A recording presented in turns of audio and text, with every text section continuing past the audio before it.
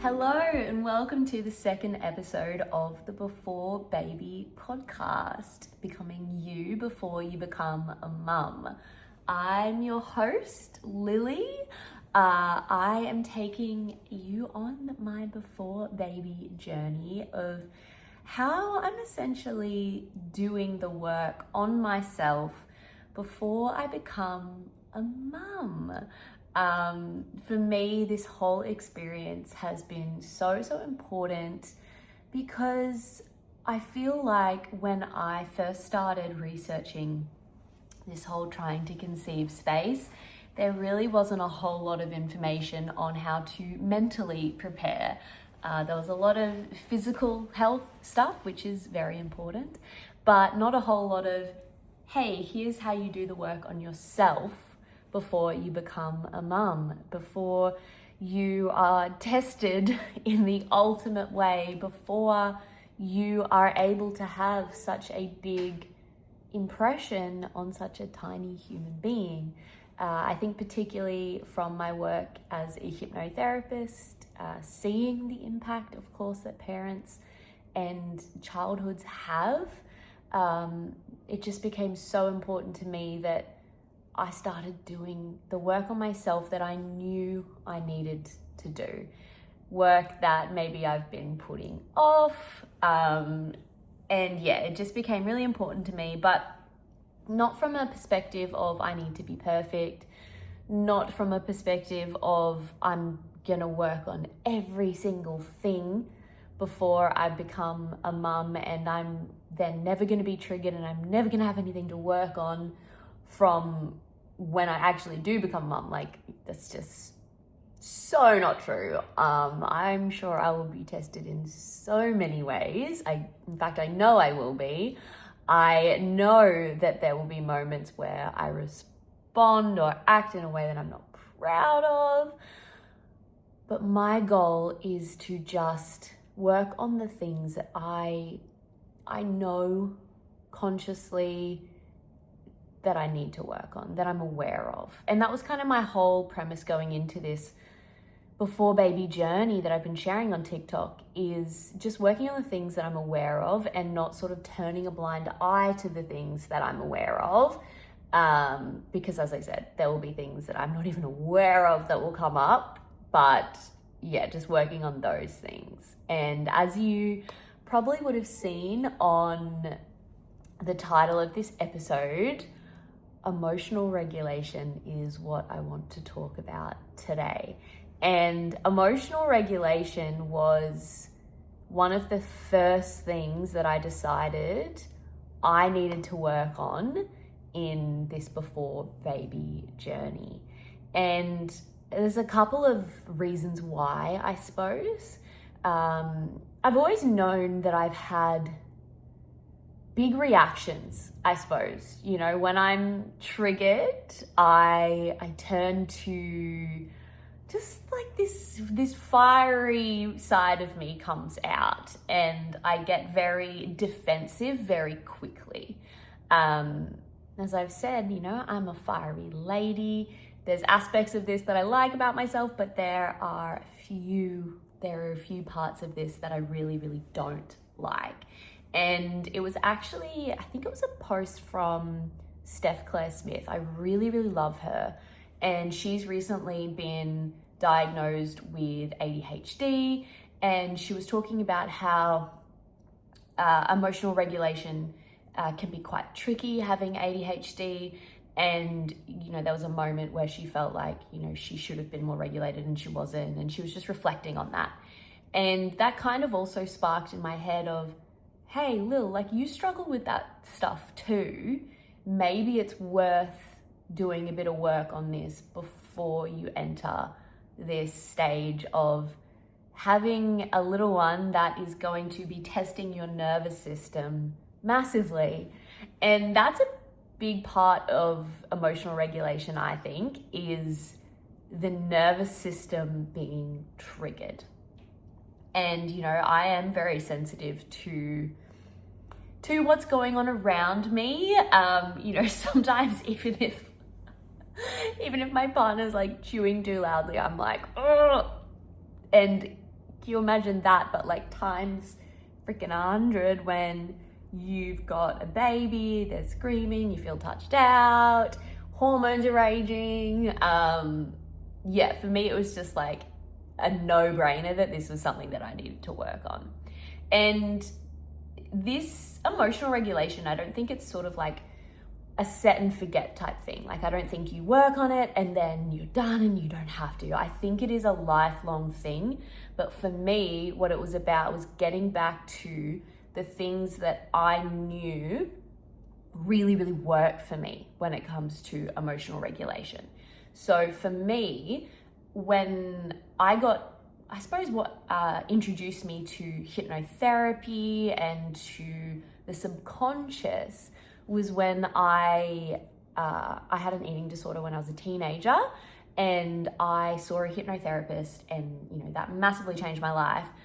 But before he would even really do any hypnotherapy on me, he encouraged me very strongly to start meditating, and really just being present with myself and the discomfort of that, and getting comfortable with the uncomfortable. And that, I would say, was one of the very, very first things that changed my life, is meditation. And it's been something that has been in my life on and off for about 10 years, I guess. And I know when I'm doing that very consistently, I am my best self. But over time, things just like fall by the wayside, as we all know. You're not always doing every single thing that is best for you. You're busy with life and work, and things just really start to get very, very hectic. And that's certainly something that I've experienced, particularly with running my own business. I've become more emotionally dysregulated, I would say, just because of the chaos of life. And I also have OCD and potentially a touch of ADHD, not diagnosed, so I don't really know, but just in my self-diagnosing, I think potentially. So I definitely get triggered in certain situations, and I don't like feeling that way. I don't like feeling like my emotions are not in my control and that I can be so easily triggered. I think that is just such a horrible feeling when you feel like something external to you has more control of your emotions than you do. So it just became to me, very, very important to work on this. So the first thing, I guess, I started learning more about actually what emotional regulation actually means, because what stood out to me most is that it is not about not feeling emotions. It is not about never being triggered at all. It is not about never feeling anxious or frustrated or overwhelmed. It's about feeling those things, but being able to stay steady within yourself when those emotions come up. It's about knowing what is happening in your body. It's about pausing. It's about responding rather than reacting. And it's about understanding what those emotions are trying to do for you. That was the biggest thing for me. It's, instead of reacting automatically, it's taking that bit of a pause. And in that pause comes that understanding, comes that awareness of what is happening, and comes that moment where you get to choose how you want to respond. This is something that I can 100% say I am not perfect at, even after working on it for a little bit now. But I am so much better than I was. So much better. And I'll share with you, how I've actually gone about that.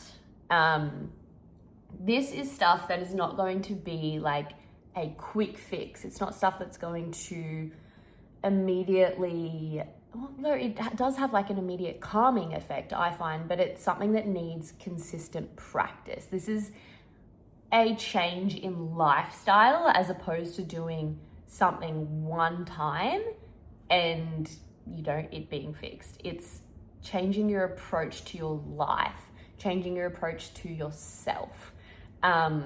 So the first thing that I really, really wanted to understand is what the triggered emotions were actually doing and what their purpose, their function, their role was in my life. Because as a hypnotherapist, I know that whenever we are triggered, whenever an emotion comes up that's very heightened, very strong, it has a purpose.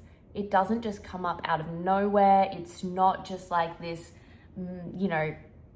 thing that's trying to take over your life, or, it's not the enemy.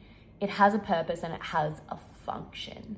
And typically these things are developed, quite early in life when you're a sponge, you're taking on things, you're learning certain responses, and these things come up as a protective mechanism as well. They come up as a way to help you. I always say to my clients, like, no problem that you experience, like anxiety, like these triggered emotions, fears, anything, nothing starts off with the intention of being a problem. It starts off with the intention of being a solution to a problem. So, these triggered responses, maybe they helped you at one stage, but over time, as your whole life changes, your environment, the people you're around, everything about your life, as that changes, the coping mechanism also almost like stays the same, and it takes moments like these and growth seasons like these to actually upgrade them. So I really wanted to understand what these emotions were trying to do for me. So in particular, the emotion that I was working on was anger. And I know that anger is never just anger. It's almost like it's a defense for something else. So what I really wanted to do was understand it. And the way that I first went about that was through some journaling. So I would notice a moment, or I would think about a moment where I was recently triggered. And I would just start journaling about it. And I would start basically by going, okay, what was I feeling in that moment? Well, I was feeling anger. I was feeling this like immediate need to defend myself, to have my voice heard, to protect myself. And then it's going a little bit deeper with that and going, okay, why did I need to be heard in that moment? Why did I feel like I needed to be heard? Why did I feel like I needed to defend myself? And then, it sort of naturally comes up, okay, well, if I'm seen and then I'm heard, then I'm validated, then I'm worthy, then I'm loved, and we just really kind of go all the way down and dig deep to get to the core of it, where it's like, okay, so that emotion that was coming up was trying to help me feel loved, seen, and worthy. Okay, it's coming up as anger. Is that actually helping me with the intention of being loved, seen, and worthy? And we can unequivocally say, no, it's not helping with that. But the intention of it helping with that, and the intention of it really desperately trying to, I always think that's really quite sweet. I think that our, protective mechanisms are like the most beautiful thing in the world, because their whole intention is to help, support, and protect us. And that comes up as, okay, I need to defend myself and I need to fight to be worthy and loved. Whereas we know that that's not true. So then in those moments when I am triggered, what I do is, I'm working on really creating a relationship with this part of myself that is triggered, that is the anger. And when it feels the need to come up, I like honestly communicate to it. And I go, hey, like, I know you're trying to help me here, but this isn't going to help me. It actually hurts me more because then, one, I don't like the feeling of being anger. It damages the relationship with whoever I'm, with, which is typically my husband. It's actually not helping me. But I know all you're wanting to do for me is help me feel worthy and loved right now. But hey, I am worthy and I am loved, and it's okay. So actually really stopping and taking that moment to just understand what that emotion is trying to do. And once you understand that very pure intention, it's hard to still be triggered in that way. But then you can address what's really going on. It's so, say my husband does something or forgets to do something and then I get triggered. Really what I'm going is, am I loved? Am I worthy? So it's communicating that to him as well and going, hey, that actually triggers this within me. And just having that communication in that instead of just getting angry and he's confused as to why I'm so angry. So it makes for a better relationship, for better communication as well, but also just an understanding with yourself and bringing in that compassion for yourself as well. It's like, hey, you don't have an anger problem. You just need to remind yourself how worthy and loved and enough you are. So there's that aspect that really, really helped me, is truly understanding my subconscious. And that's my whole work in hypnotherapy, is helping other people to understand their subconscious and do the work in that way. So I'm just doing it on myself. The next thing that I did is I created a hypnosis recording for myself. And I posted that I did this on TikTok as well. And I said, if anyone wants it, just let me know. So anyone listening, I can send it to you as well. I might even post it as an episode on this podcast as well, so you can just listen to it. In fact, I definitely will do that. So I created a hypnosis recording where basically I guided myself on a bit of a visualization journey of bringing up specific triggers and working through them in a really calm manner, just to really almost, it's just like practice for your mind, practice for your subconscious that, hey, we can respond in a different way and we can experience this in a different way. So I created that and I started doing that a few times a week, and I found that was really, really helping and I really enjoyed it. And I just noticed the effects in my life where something would happen and it would kind of trigger this response in me of how we would respond in the hypnosis recording, just very calmly, choosing my response, taking that pause, understanding myself, understanding my subconscious. So that really, really started to help. And then after I did that for a little bit, then I really turned my attention back to meditation. And I'm really sticking with the meditation pretty consistently every day. And I think sometimes with meditation, a lot of people can be really put off because they think, I just can't do that. I don't know. I can't shut my mind off. I can't have no thoughts, all the things. But there's so many misconceptions about what what meditation actually is. I'm so used to talking about the misconceptions about hypnosis, but there's so many misconceptions about meditation that you have to get rid of all thoughts, that you just have to be like this enlightened person with zero going on in their brain and zero thoughts. And it's just not true. It's really not true. And it's not what meditation's purpose even is. The purpose of meditation is to have the thoughts, but to bring yourself back to your breath, back to the present moment. And then you'll have more and more thoughts, and then you bring yourself back. Meditation, the whole point of it is in the bringing back. So we need to have thoughts in order to have that purpose of the bringing back, because what that teaches you is you can be in a triggered moment, you can be really going down a spiral of overthinking, and you can bring it back to the present and back to the breath. That's the point of it.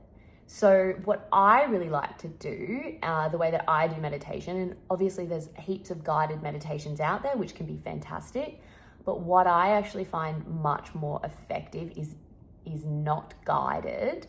what I'll do is I'll go into YouTube and I will look up meditation binaural beats. And binaural beats really help you to go into that more relaxed state where you are more in that subconscious state, basically. So I put some headphones on, I play some binaural beats, and I just breathe. And a lot of the time, particularly at this start, I'll be very sort of, thought heavy and focusing on all the things in my life and whatever, but then I'll just simply bring it back to the breath. And the binaural beats really, really help. They just get you into this state where you just feel really deep. What I think that meditation really does for me is it helps me with that pause in between being triggered and a response or a reaction. It gives me that moment to pause and choose my response. It also helps you feel really good in that moment. So I find that meditation is an immediate help, but also a long-term help, and something that I really, really am focused on being very consistent with and feel very grateful for, because it is such an easy, accessible thing to do that can massively change how you feel in your everyday life. But I think the most important thing is to really make it easy for yourself.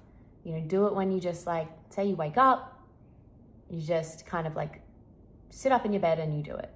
Or you have 10 minutes and you just go and do it. It doesn't need to be a chore. It doesn't need to be this awful thing.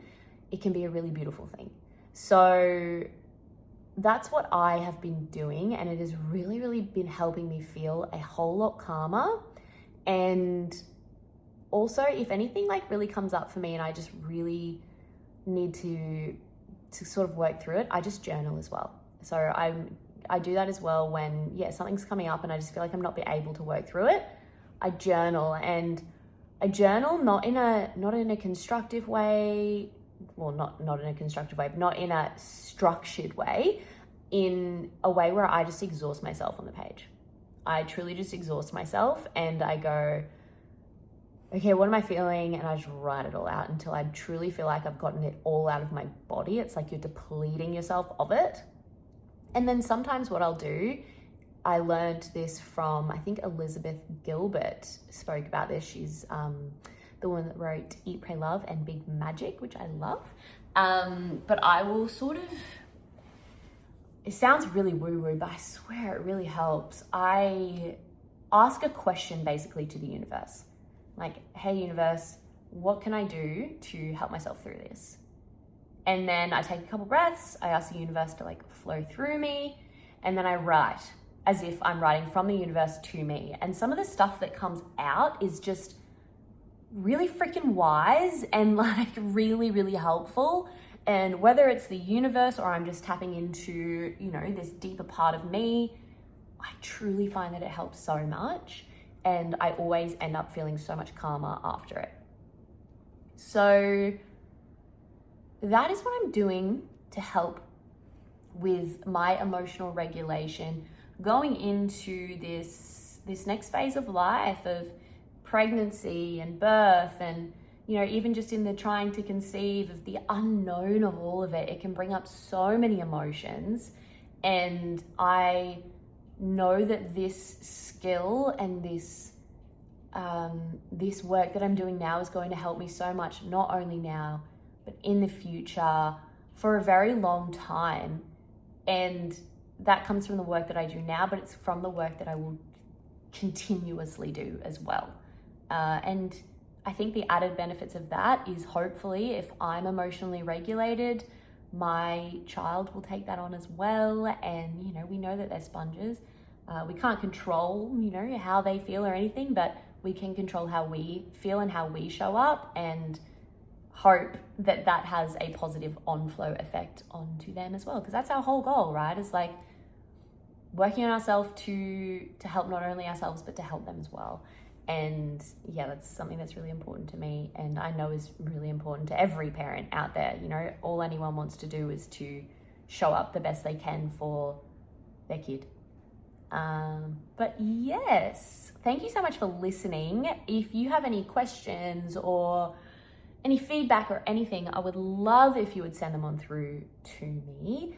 I'm always happy to have a chat. And if you could subscribe, follow, leave a review, that would be so helpful. It just helps other people find me and hopefully get some help as well. So yeah, thank you so much, and I will see you or be in your podcast library or your YouTube library next week. All right, bye.